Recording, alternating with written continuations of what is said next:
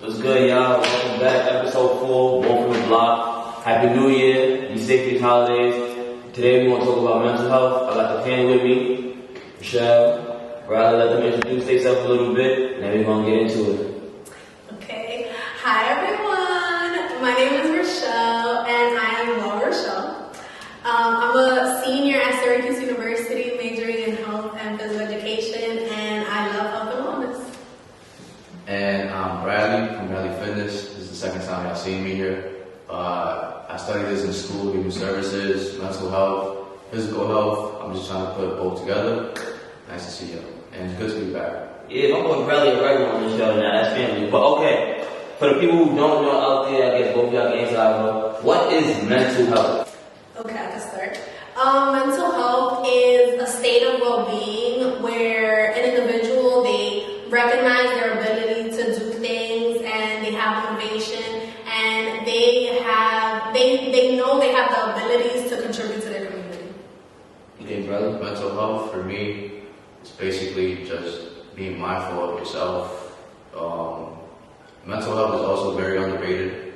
I want to point that out. People think about their physical health more than their mental, but at the same time, they both come together. I'll later touch on how physical and mental health. Yeah, I want to get to that. So before, I think you kind of just said it, mental health is a little bit downplayed in society, and I say so, especially in like the black community, mental health isn't taken as serious as it should be. You started Wellness Rochelle, you started Bradley Fitness. Within those two pages that you two created and you know that you've been working so far, what can you tell us about the correlation between wellness and mental health and then actually physical fitness and mental health? Yeah, so there's different dimensions of health. So we have like mental, physical, social. Bradley spoke on it a little bit, and mental health is one of the dimensions of health. So, and we want a balance in all of our dimensions of health. So if you don't really have a balance in them, and if you're only focusing on one more than the other, then you won't be balanced. So you want to give attention to all of your dimensions of health, and that's where like wellness comes in. If you see my shirt, I have the definition of wellness here. So it's just like the combination of all of the dimensions of health. And what was your question again? Sorry. It's cool. How does Bradley Fitness and just like physical fitness tie into mental health? What's the correlation between those two things? It's, I don't want to get into the scientific part of things, but I want to touch on, how the brain and body works whenever your physical self is working out. So like, you guys did not know this, but in our brains there's neurotransmitters such as serotonin, dopamine, and norepinephrine. Norepinephrine is basically for energy. Basically, whenever you feel down, you need norepinephrine so that you can do a workout, get a little energy. And the neurotransmitter will come down to your blood system and it will branch out. Same thing with dopamine. You probably heard about it whenever you do something pleasurable. And also with serotonin, whenever you're feeling down. Serotonin helps you feel better. Working out helps those neurotransmitters start going around your body and start going crazy. We need those.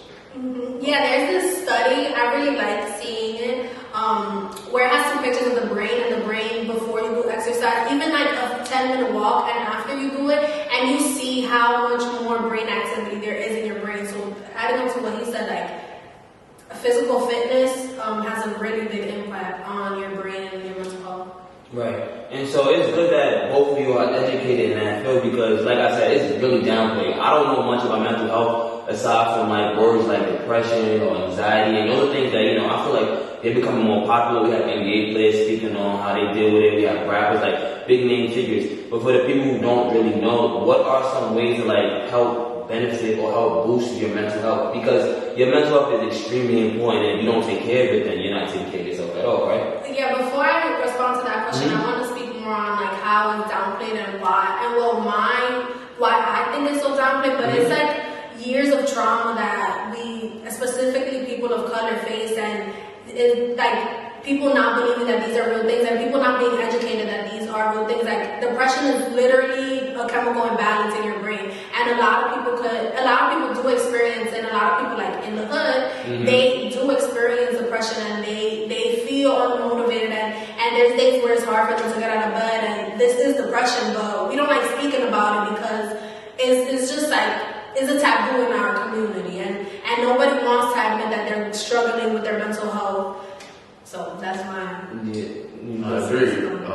touching on with our people, our black community, and then the hood itself, we starting to see a lot of PTSD as well as one of the mental health disorders.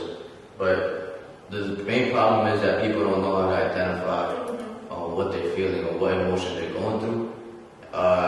We grow up with our families telling us, hey, you gotta toughen up. Hey, you can't show that emotion to your family members, or you can't show it outside the house. Right. That thing plays on, and it goes on generation and generation. I was reading a book called Post-Traumatic Slave Disorder. It's a book about how things that happened back in slavery goes down to generations, such as like being afraid to look at people. You know, like back then, back when slavery was happening, it was African Americans, slaves, scared to look at their white owners, scared to look at their counterparts because they would be afraid of repercussions. That followed on the hood. You see that in the hood today. People are afraid to look at each other. They're literally afraid. And it just carries on. It's an interesting book. If you guys want to check it out, I forgot the author. But we probably post a link in the bottom. Yeah, I've heard that. Post-traumatic slave syndrome. Okay. You just reminded me, like, specifically with young boys, people tell boys, like, oh, you shouldn't cry. Boys can't cry. Why are you crying? Yeah. Like, so many names that's ingrained in our society since boys are born. And not boys specifically, but, like, that's generally what you see. But I think that, I definitely think that in the black community and all communities as well, like, boys are taught, and then they grow up to be men, where you're not supposed to show emotion, or you're not supposed to, you're weak if you do. And like, I know I've heard the line before, I say like, Mom, I'm depressed. Depressed some dishes. Depressed that. Like, it's not taken as serious as it is, but you grow up and you deal with these traumas in a way that is negative for your mental health being. So I feel like definitely that's something that we should put light on in our communities, especially with our men and our women as well. Yeah, and like at the end of the day, we are literally all humans, and humans have emotions, and humans feel, and humans cry. That these are natural things that we do. I love crying. Crying is a release of emotion, and it just feels good. Like sometimes I just cry because it feels good afterwards. Okay. And that relates to the question you asked. Right. How do you feel better? What things do you do to feel better? How do you strengthen your mental health? You could just let it out, cry. So what are some things that you two do to strengthen your mental health? So I'm really big on self-care and just trying to make myself more aware of my own body and like what I'm doing. So like I don't like using the word meditate because meditation has a lot of like connotations to it that people don't. So I say I practice mindfulness and like I'll do random breathing exercises. I try to practice yoga. I use like essential oil diffusers to help me relax, and I use different oils for different things. Staying active, I like staying active because I don't strictly exercise. I do a lot of different things. Like I like dancing. I like just random things. Okay. Mr. Fitness? Really? She doesn't ask that. I'll let her page, one through Michelle. What I like to do, I like to work out. Obvious, but more than that, I like to basically balance out my day. I like to start off my day doing the same thing, so that way I kind of like stay in the same pace. Don't get lost in the sauce, like they say. So, so I like to wake up. As soon as I wake up, not gonna lie to you, I haven't been doing this in the last week. I like to like straight up wake up, fix my bed. I've been fixing my bed, but I usually check my phone. That's very toxic.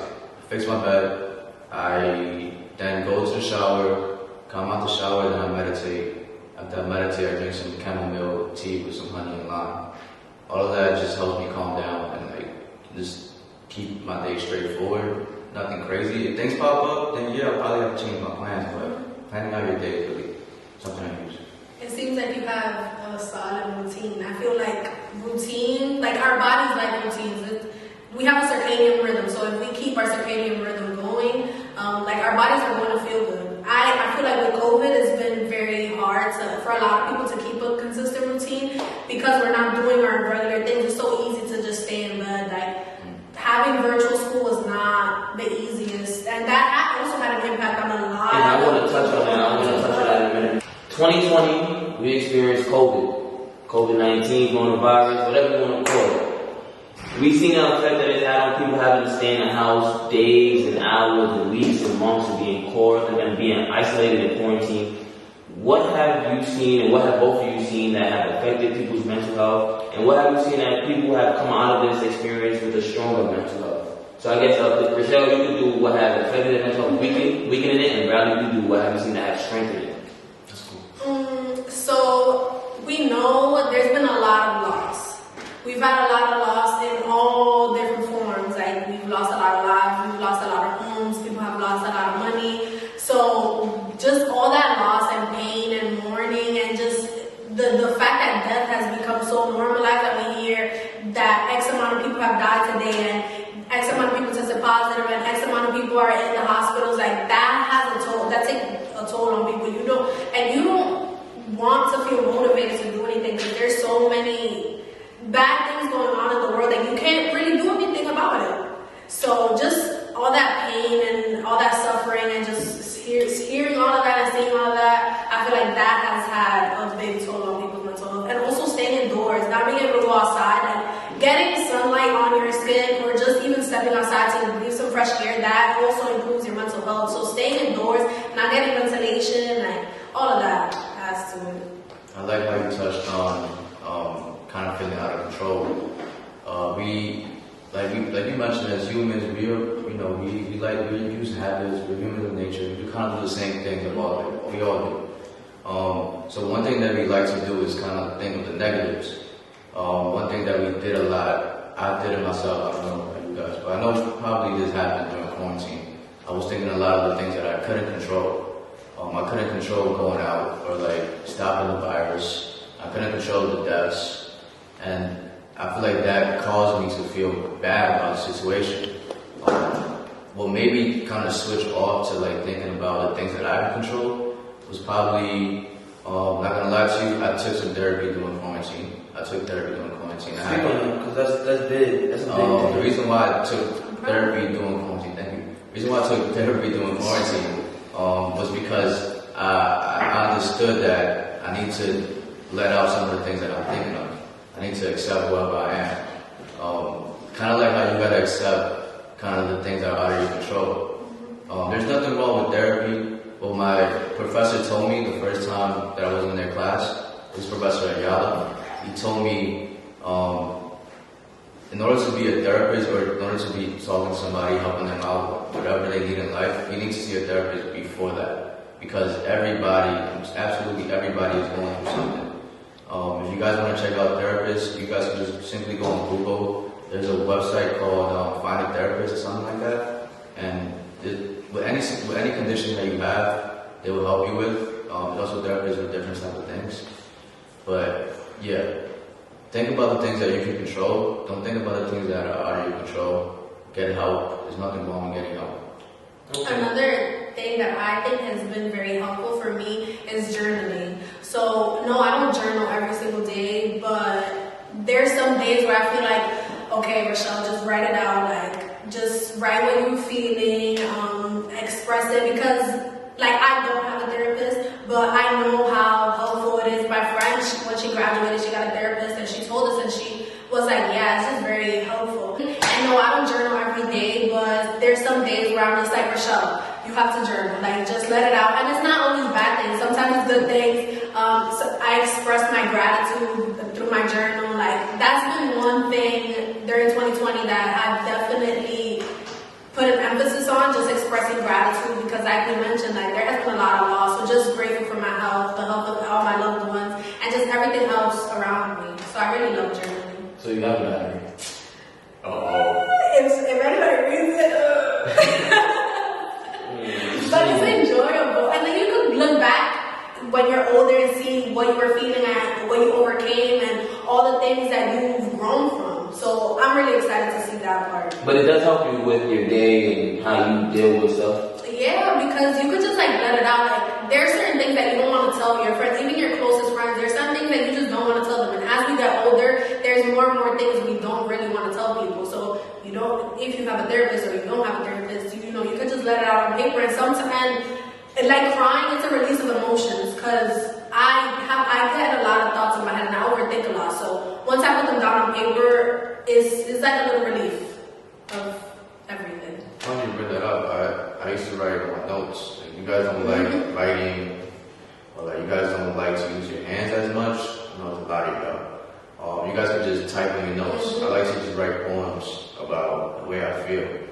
People don't know this, but I keep it to myself. Like you said, it's yours. It's yours to keep. You can read it when you get older, and it makes you feel better once you read it. It's good to see your stuff from another perspective. That's something that the human mind is missing. We don't understand other people's perspective, so it's good to like just do it on your own, understand your own perspective in a way. And you just made me think of a point, like just thinking about health. Health is the one thing in the world that is personal. Like it is your thing, so you can improve it yourself. I don't know where I was going with that, but it's just like very personal and yours. So I don't know, that kind of just fascinates me. Yeah. Okay. So a lot of people don't know this, but well, a lot of people probably do know this, but we all work with kids. We've all grown up in high school together. We've all came together. As far as mental health within younger kids and schools and stuff like that, what are some things that you guys noticed, or some things that you've seen not only being in school but teaching in school? Okay. Well, I think one. So I'm gonna base this off of students being remote now and not really being in school, interacting with their friends. There are children who do experience mental health problems, but being in like their classrooms and interacting with people, that helps them because they have that personal engagement and they can play with their friends and they can learn through their friends. So I think that being in school is just positive for the children. I got mixed feelings when it comes to schools because of the way our system is set up. Is this just online school, or is this just school in general? Both, online and school in general, but I'm starting to see a little bit more improvement on the online side when it comes to taking care of mental health of the young children. When they're in school, there's so much stress going around the school. Teachers, principals, even janitors, everybody that works in the school is going through some type of stress. So it's hard to stop and then think about the kids or think about your own mental health. What I'm starting to see in online classes, there's more time to pause and then think more about not the curriculum, but also how everybody is feeling. That's something that I feel like should be brought into regular schools. There should be more counselors, more mental health trainings, better mental health reception. I know the security guards, NYPD, in the front desk. You guys remember how we were talking about during the Black Lives Matter movement, how people were feeling kind of afraid of going to school because there is an NYPD presence there. And that makes the kid feel like it's not school, it's more like, yo, I gotta do something that I don't want to do. Right.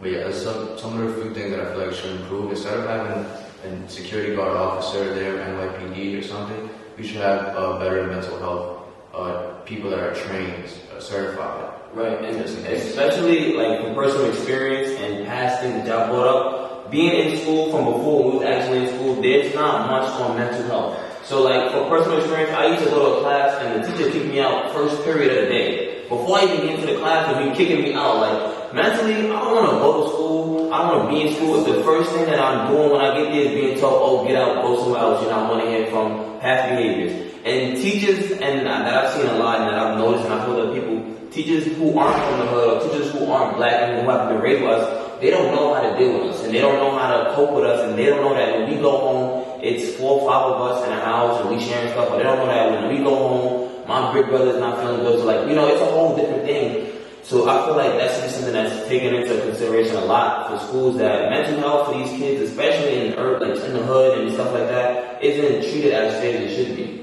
I agree with what both of y'all were saying. Like, there should definitely be more mental health counselors. I remember in elementary school, middle school, we had a counselor, and she was just a general counselor. But like, what does she specialize in? Like, what can she do for us? What does she really know? Does she take more training? Does she continue her education? Does she see do they find out the new research that has come out? And one of the positive things that I've seen is like little mental health breaks or like little activity breaks. So in the classroom, they just take like 5 minutes and they do a little activity, get your brain moving. And those little things increase their mental health. But I do agree that there are also still a lot of issues with the school system and how they treat everything. I like how you touched on how you were talking about ways of getting a break, mental break. One way to get a mental break is working out with a little physical activity. But we have physical activities in schools, you may ask. Do people like going to physical education classes? I don't think so. And I feel like the main reason that happens is because people don't see the benefit of it. People just see, oh, I gotta run. Oh, I gotta do this. Oh, I gotta do that. If we have, I know we had a health class in our grade, but we had it in junior year, so it's like it was a little bit late to teach us about health. We should have better education when it comes to physical education. We should have it every single year. We should have health every single year. And physical education every year. Sorry to cut you off. That's okay. But adding on to that, that just got me a little riled up because I'm a health and physical education. Exactly. Let them know why you're riled up. Yeah, I'm a health and physical education major, and people say like, oh, you just want to be a gym teacher. And I'm like, first of all, it's physical education. And I'm going to be honest. In high school, I had to take She hated it. She hated it. I literally hated it, but it's because we have that negative.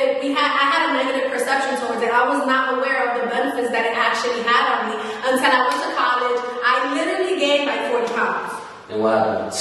It was just, I felt just like, literally. I did not know how to use the machines in the gym. I did not know how to make my own workout plan. Like, I did not know any of that. And I have my classmates who are generally white or come from affluent families, and they know all this knowledge. They go to the gym, they know what they're doing. They have this health knowledge. They took it in high school. They have weight rooms. There's so many things that we're missing. And another thing is we use exercise as punishment. Why is it exercise as punishment? They're like, oh, if you don't do this, you're going to run laps around the gym. Obviously, if you put that in a person's head, they're not going to enjoy it. And there's so many other things that you can do in physical education that bring you enjoyment. Like, I remember in our high school, our teachers, I think they diversified it a little bit. Like, I definitely remember the yoga unit because each of us had to create our own yoga flow at the end of the unit. And when I took it with younger kids too, but at the end of the unit, all of us had to make our own yoga flow where we had to present yoga in front of the class. And you can do like Pilates, you can do indoor skiing, you can do floor hockey, you can do handball, you can do badminton, you can practice rugby. There's just so many activities that you can do, and like fitness Fridays, just so many things to do. There's so many things to explore out there, and you can adapt everything for every situation that you're in. Alright, so speaking on schools and physical fitness and its correlation to mental health, what things beginning at the workout, like warming up and cool down to the end, how do those relate to one's mental health and how it can improve? So, I'm a personal trainer. I like to call myself a personal trainer. What I like to do to set up my sessions is first start off with a little cardio, a little warm up. That gets your blood flowing. You know, we usually sitting down doing nothing. Like we mentioned before, we get our bodies going, we get those neurotransmitters going as well. Right after that, I like to start off with a good intense workout, about 20-25 minutes. That way, one, your body's already warmed up, and this is the best time to work out. And then two, it also helps you, again, have your blood flow going crazy, you know, up and down to your brain, down to your toes. And then to end it off, since, you know, a lot of people feel a little tired, or maybe they just feel like their heart is pumping too much, or maybe it's too much, I like to end it off with a little mindfulness and yoga. I like to do breathing exercises just to calm down the brain, calm down the body. That helps with also keeping those neurotransmitters flowing. And one of the exercises I really like to do are the child's pose, which is just you on the ground on your knees, extending your arm. While you're doing that, you could also do a breathing exercise. You could do the 1, 2, 3, 4 in through your nose, 1, 2, 3, 4 out through your mouth. That's all so that your brain can relax as well with your body. Mindfulness is all about being mindful of both body and mind. Yeah, I really love how you touched on that. It's just, and that's, so he mentioned practicing mindfulness. That's a perfect time where you can just focus on your breathing. Like you're stretching and you feeling the stretch and you want to focus on your breathing. Meditation, mindfulness is just trying to get you to focus on one thing. And one of the easiest ways is to focus on your breathing. And like literally feeling the air going through all your body parts down into your lungs and out. It feels really good. You should try it. Okay, I don't like stuff like that. I'm definitely gonna try that because it's more mental health is, but we gonna work on that. That's why I got my people here. One thing that I do want to touch on, and I spoke about it before, and we didn't really speak about it, all the way, is mental health sicknesses. So like depression, anxiety, and those two words are thrown around a lot. Like, oh, I'm depressed, or I'm anxious, I have anxiety about something. But not a lot of people get diagnosed. Not a lot of people actually have those conditions where they understand what's going on with them. What are some things that you guys know about those sicknesses that you can speak on to the people who use those words freely and don't actually understand what mental health sicknesses are? First and foremost, try to educate yourself on those words. Second of all, there is something called the DSM-5, where you can see all the type of sickness. I don't want to say sickness, but like any mental disorder. They're alphabetical order A through Z, and also tells you like the side effects, the symptoms of it, so that way you kind of self-identify yourself. But I would suggest to look at the word first. Try to identify if you want to, but the best thing to do is just go to see a therapist to see if you have that diagnosis. But people need to learn about these things too. People just know about anxiety, depression. Those are the big two. And like schizophrenia, ADHD, I'm bipolar. You literally took the words out of my mouth. The first thing I was gonna say was that people throw these words out casually, and I like that they do, but a lot of people are uneducated on what it actually is and what the effects are. So like Bradley said, like do your research. And one thing I wanted to mention was that a lot of these mental health issues are genetic. So if like alcoholism, like if your parent or your family, you have a history of depression in your family, you're more likely to have depression when you're growing up. And again, like we mentioned earlier, a lot of it is not spoken about. So it's like a hidden pain that we're all facing, or that people face, and they don't really know how to help themselves. Their parents never help themselves, and we just see our parents like struggling through these things, and we also don't even know how to help ourselves. And I feel like, especially, I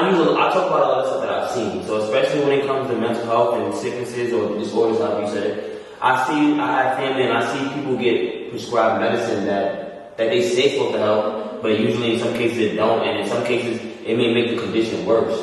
And so how do y'all feel about medical practices as far as mental health in certain cases? I think, so I'm not a mental health counselor. Okay. For starters, but we just do research and like learning about it, but I think it just depends on the person. Some medications work for people, and there's other treatments that work for people also. Yeah, like she said, medication is not. I'm also not a mental health practitioner, but I understand that some people do need the medication because their cases may be extreme, like really extreme. I'm talking about they can't really control themselves, they can't really go out and do the stuff that they need to do. So some of them may need the medication. What the medication does is basically offsets the neurotransmitters in your brain, like I said, like I talked about, like your dopamine and serotonin. Instead of working out, you could just take a pill or whatever medication they give you, and then it enhances that. Just kind of like physical working out can be, but there's bad side effects to it. There's bad side effects such as you may lose your appetite, or you may eat a lot. Your blood pressure may go up, may go down. Your mood, you may have mood swings. But this is why I like physical education and physical health, because all of that stuff that medicine can do, you can do on your own by working out. And to add to that, also like nutrition, so I'm not gonna say eat healthy, because what is eating healthy? Like we say let's eat healthy, but what is that really? So I want to change that language and say like get the nutrients that we need, because if we're getting the nutrients that our body needs, like food are you. So we're supposed to get these nutrients. Like we need these to function. So getting the nutrients that you need will also help improve your mental health. I want to touch on nutrients too. There's supplements too you can take. There's vitamin D, helps you with mood, feeling a little happier. Vitamin D comes from the sun. You guys didn't know. A lot of us don't get a lot of sun, especially in New York City. So we need to take vitamin D. Vitamin C is also another one. It's a great antioxidant. Helps clean up your system. Whenever you kind of like have a night of drinking or a night of eating junk, take an antioxidant. Cleans up your system and your immune system most importantly. Magnesium helps with bringing up brain, helping your brain build itself back up. What else do I take? I take B12s. B12 helps with whenever you feel low or you're down. It is also a good way to deal with depression. If you guys don't know about it, go to your local pharmacy, local CVS. You can find some B12s there. Those are some that also omegas. Omega oils is also really good. Fish oil is also really good for the brain. Just keep those in mind. Write those down somewhere. Yeah. That's like the jewels. And then just before we wrap up, I want to say, make sure you're getting informed about what you're speaking about. Pay attention. Try to, educate yourself on everything. And one more time, I want to share your brands, because y'all got some good health pages. Definitely going on Instagram right now. I get a lot of my tips personally from Once Michelle and Bradley Fitness. So what will people be getting some more from Once Michelle? What will people be expecting from Bradley Fitness in these next couple months in the new year that we got coming? Well, I'm really excited because I'll be student teaching, so I'm going to bring the content that I'm teaching my students to the page and see how I can transform it into like a more adult audience, since I'll be teaching little kids. But I have a little things. I have a lot of ideas. So we're going to see them put into fruition. Yeah. Okay, Mr. BG. I already started this during last year. I started a new class, after school class called Fit Factory. I'll be helping out kids back in my old school at Columbus Secondary School. Just helping them get in tune with what I just talked about, mind and body. So if you guys need a trainer, I'm charging you for online and sessions half off. Okay? If you want to find out, go to Bradley Fitness on Instagram. Spell it out for me, Bradley Fitness on BRALYFITNESS. Right. Go Bradley Fitness. Tell them Master said you get $5 off more. That's good. Oh, I don't know about all that. More from the Block, episode called Mental Health. Good looking, y'all. I want to say thank you to my guest, Michelle, my guest, Bradley. This episode is sponsored by the Very Clean Clothing brand, one of my favorite black-owned businesses. Make sure you go check them out on Instagram at The Very Clean. And this episode of More from the Block was filmed in front of a live studio audience. Thank you, everybody.